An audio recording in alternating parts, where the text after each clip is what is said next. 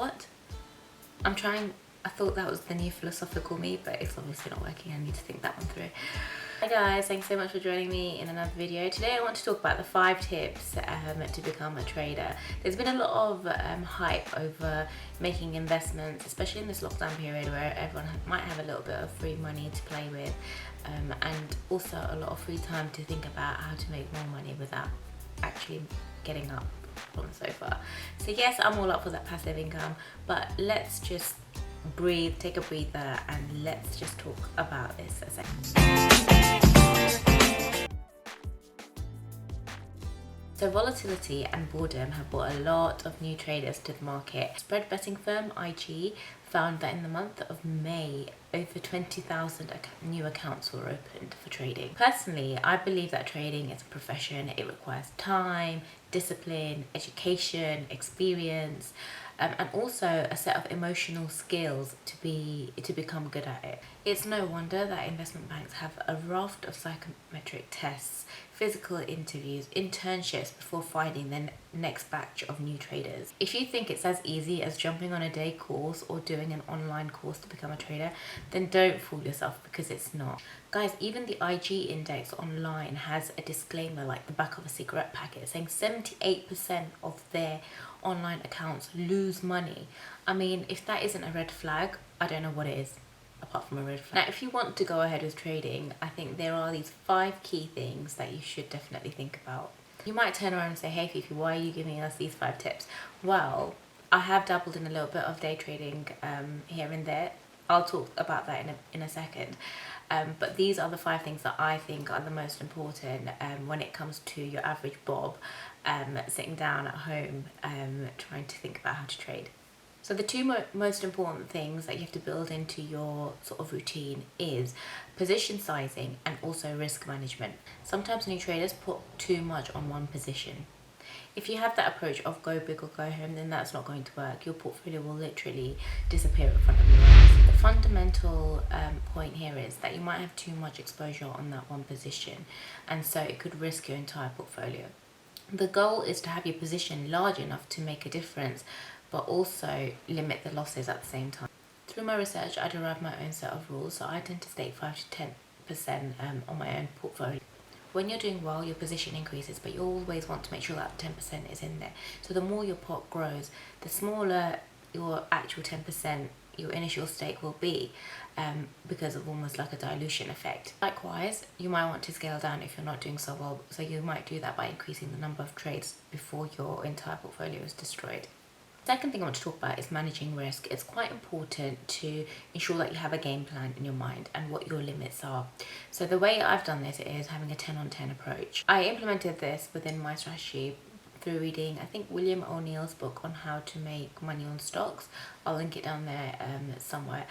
The idea is that you cut your losses at 8%.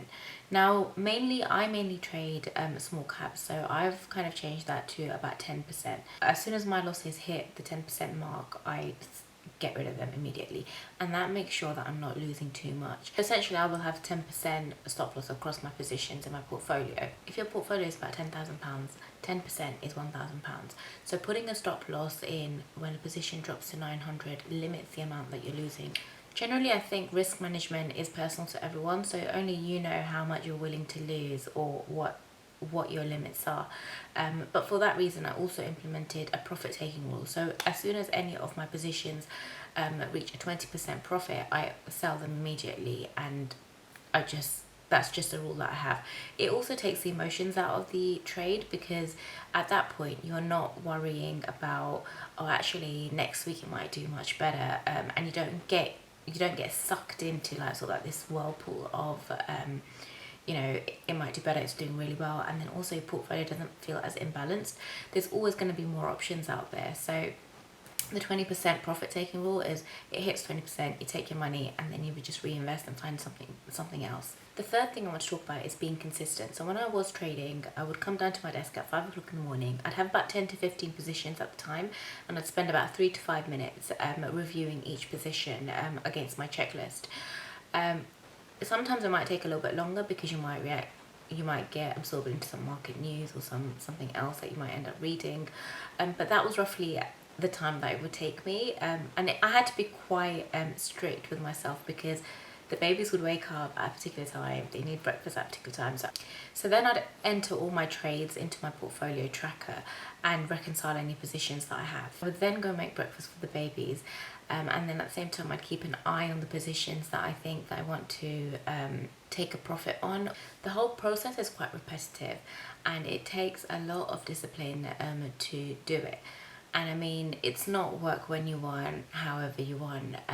It does require specific hours, the dedication, and also the concentration at particular times.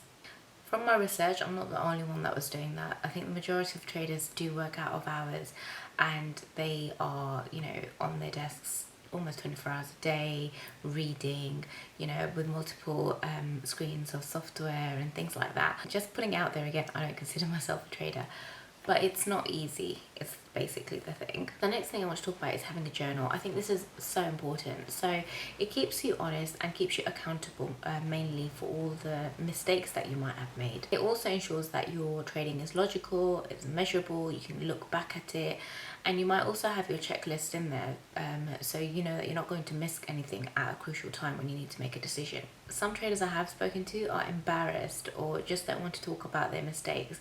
In fact, they probably don't even talk about their mistakes to themselves. But I think it's important because that's the only way you're going to learn, and the only way you're going to learn how to do things differently if you did make a mistake. The other thing I want to talk about is having two different types of journals. So the first one, like I said, is about all your trades, keeping you accountable. And the second type of journal I want to talk about is the ideas journal. So you might come across market news that's quite interesting or something that you think may have some potential. The key is to record it and write it down somewhere, because if you're like me, you might just forget, and then, you know, a month down the line you would have been like, oh, I did think of that, but you didn't act on it, or you didn't go back to it. So let's see, if you've got a journal, what I tend to do is put all my trades in the front of it, and then at the back I would go in and I'd write all my ideas down if I came across anything, so it'd all be in one place. I mean, you can have two separate journals if you want to, but for me it just means saving space and all of that jazz. I wanted to mention stories.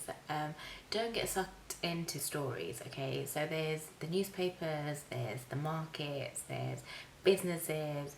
So many people just want to run stories that will influence the trading decision, right? A good story might tell you of a technological innovation revolution, but it takes more than that. So it takes, you know, the manufacturing, the commercial enterprise, you know, bringing it to the market, the testing, so many more things it may take before that technological piece of innovation comes to the market, comes to the floor, it's actually making money.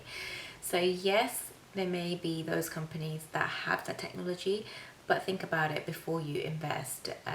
Be careful when you invest. Those of you that have heard about the Nikola stock, you might know what I'm talking about. But the moral of the story is, you know, be careful where you pluck your fruits from your trees. What? I thought that was the new philosophical me, but it's obviously not working. I need to think that one through. Key takeaways then. The first key takeaway is never risk more than 10% of your account, but be prepared to lose 100% of a position, but prevent that by having a stop loss in place. The second one is scale positions up and down. The third one is keep a risk framework in place. Know what your boundaries are, know what your limits are, and that will prevent you from, you know, hemorrhaging losses. The fourth one is follow some set of rules, whether it's a checklist, build a routine into your trades. Never just wing it, because that will mean your emotions will get involved and you might get absorbed by all the trends. The fifth one is keeping a trading log and an ideas journal. This will help you grow, help you learn from your mistakes, and also potentially any new decisions that you might be making. The final one is know when to spot a good story. This is quite hard because it's quite easy to fall in love and get quite obsessed with a company or a person or whatever it is, but don't overstay your welcome, and make sure that you kind of make sure that you put all your risk management in place to prevent you from doing that. Just before I wrap up then, for me, I don't actually trade anymore on a daily basis. I did for a period of time. I just find with the babies and the discipline that it requires, it's just not my kind of style anymore. It was profitable, but in the sense that it was quite tricky to keep up with it on a daily basis. For me now, what I do is I have a selection of about 15 stocks that I pick and I hold throughout the year, and then I will review at the end of each year, and that's been a lot more lucrative actually. And I may do some videos later on if you guys are interested on how I pick those long running stocks. But until next time, please leave a comment down below, like, comment, subscribe, because I'm a new channel, and until next time, cheers, bye.